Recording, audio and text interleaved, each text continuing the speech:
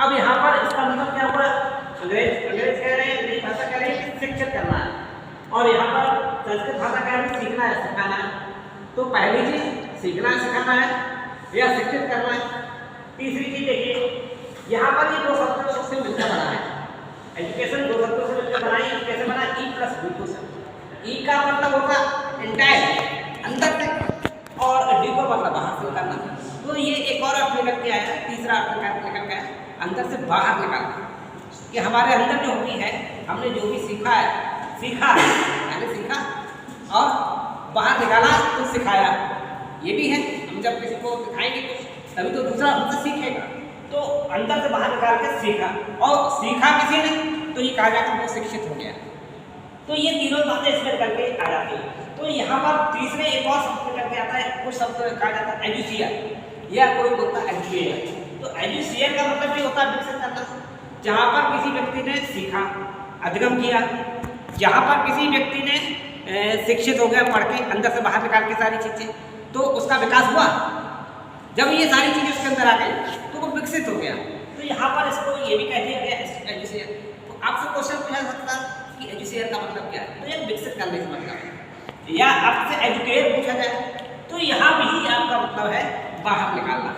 तो जहाँ भी मैं क्लास में जब भी कोई प्रोग्राम वगैरह होता है तो मैं बच्चों से कहता हूँ आओ स्टेज पर और कुछ करके तो आप बाहर निकालो, तो आप क्या करेंगे, सीखेंगे, आप सिखाएंगे। इस तरीके से आपको इसके अलावा मतलब वास्तविक टोटल अगर आप अर्थ करके देखते हैं तो ये निकल के आता है अंदर शक्तियों का, बाहर की ओर विकास। तो शिक्षा यही कह रही है कि आप शिक्षित हो जाइए, आपको सीखने की कैपेसिटी आ जाए, आपके अंदर जो भी है वो बाहर निकाल कर दूसरों को सिखा सके।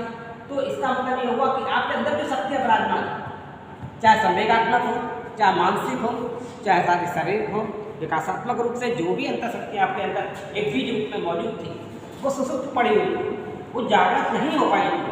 उनको यहाँ पर आकर के आपको जागृत करनी है, उन अंतर शक्तियों को जागृत करना है, उनको आपको बाहर निकालना है। और जब बाहर निकालोगे उनको विकसित होगा, जैसे कमल का फूल विकसित होता है ऐसे आप भी विकसित होंगे। तो जैसे जैसे ये चीज़ें आप सीखेंगे, इन शब्दों के मतलब सीखेंगे कि आपका संस्कृत में क्या है, अंग्रेजी में क्या है, या इन दोनों वर्डों का अर्थ क्या है, या शिक्षा का मतलब ये निकल के आता है अंदर से बाहर की ओर निकालना। अर्थात हमारा शिक्षित होना, हमको सीखना या सिखाना, या हमको विकसित होकर के लोगों को सिखाना, ये सारी बातें इसमें आ जाती हैं। अब यहीं पर एक और परिभाषा के द्वारा मैं बता सकता हूँ बहुत अच्छी तरीके से। विवेकानंद जी बहुत बड़े योगी थे, और उन्होंने योग के द्वारा आत्मा और शरीर का एक कॉम्बिनेशन, एक रिसर्च तैयार करी थी। ऐसी रिसर्च तैयार की थी कि उसी से उन्होंने एक अर्थ निकाला कि वास्तव में आपकी शिक्षा क्या होती है, उनके हिसाब से क्या शिक्षा निकल के आती है। तो वो कहते हैं मानव की संपूर्णता का प्रतीक। आप एक बीज है, आप पूरा वृक्ष जब बनेंगे, आपकी संपूर्णता पूरी आ जाएगी, तब आपको ये माना जाएगा कि आपने शिक्षा ली है, वो शिक्षा है। तो यहाँ पर अभी आपका विकास पूर्ण नहीं हुआ, तो पूर्ण विकास की तरफ जब बढ़ेंगे हम, पूर्ण विकास कर लेंगे किससे, अपनी आंतरिक शक्तियों से, अपनी जो भी अंदर शक्तियाँ मौजूद हैं, वो जो भी संपूर्ण शक्तियाँ हैं उन सबका हमको सदुपयोग करना पड़ेगा। जहाँ हमारी संपूर्ण शक्तियों का सदुपयोग हो जाएगा पूर्ण तरीके से, तब हमारा विकसित का विकास का जो कमल है वो खिल जाएगा।